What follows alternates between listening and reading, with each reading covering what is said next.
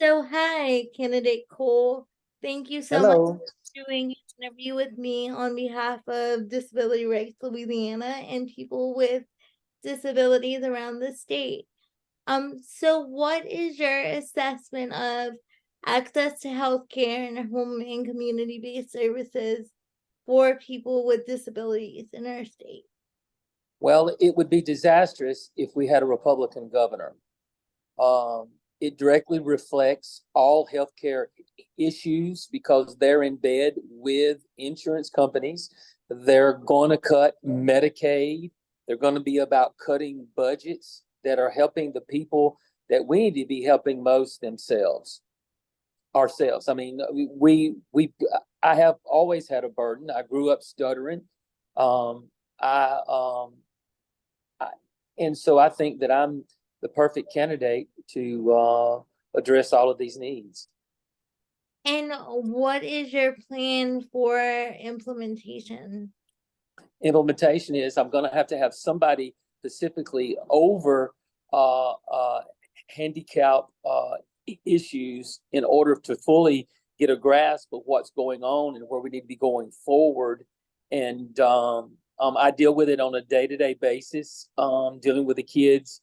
As we both know, underfunding, and we don't have the support that we need in order to meet really basic human rights, that we have the right to these things as citizens, that handicapped people are just as much a citizen as anyone else.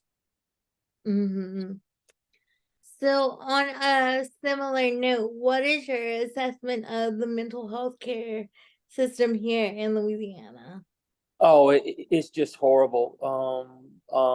Bobby Jindal shut down our most needed handicap facilities. We don't have, it's amazing. The people who need it the most have to travel the most. They've shut down our hospitals, and it is directly reflected in our hospitals. It takes 8 to 10 hours to get into a hospital now, all because of these policies that have absolutely no compassion.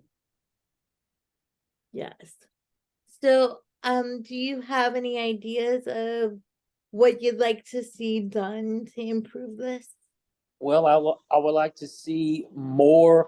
I mean, access to people, and I believe that if you're handicapped, I believe that you need to be put in toward the lines. It's just crazy to think that a handicapped person has to wait so long to be waited on. I mean, I just chill when I see that. And, there's just tons of issues that need to be addressed, and that we really need to have a panel to meet these, to see just exactly how deep these issues are and exactly what are some of the ideas that we can bring forth to get this done. Yes. So do you think there was anything we missed or anything you would like to add? Well, I have a burden. I did not campaign this summer because I worked with handicapped adults in my part time. I'm having to work 3 jobs so that special interests can just infiltrate us and bleed our state. And somebody's got to stop the bleed. There's no other governor candidate that can accomplish these goals. Um, we can't say that I believe that we have true freedom until everybody is free and equal under the law. And I believe that the handicap, which goes beyond race, goes beyond all of these issues to the very heart of what's wrong with this state. And and I believe that as you see the downturn is because of the way that this state has treated handicapped people in this state, and especially the mental ill. It just doesn't make sense. I have a son with Asperger's, and it's been a battle since day one to get government agencies and people to do what they're supposed to do.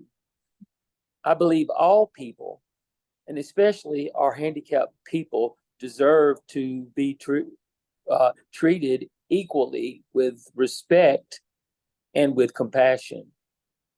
And that's my heart. As a minister of the gospel, I can't call myself fulfilling the mission of Christ without having this heart that I'm talking about. Mhm. Yeah, great. Thank you so much for your time today and for your work with people with disabilities. Well, thank you. I enjoyed the interview, and may God bless you. You would definitely have a friend in the governor's office. Thank you so much. And our door is always open as well. Thank you. Have a nice God day. bless you. You too. Bye-bye.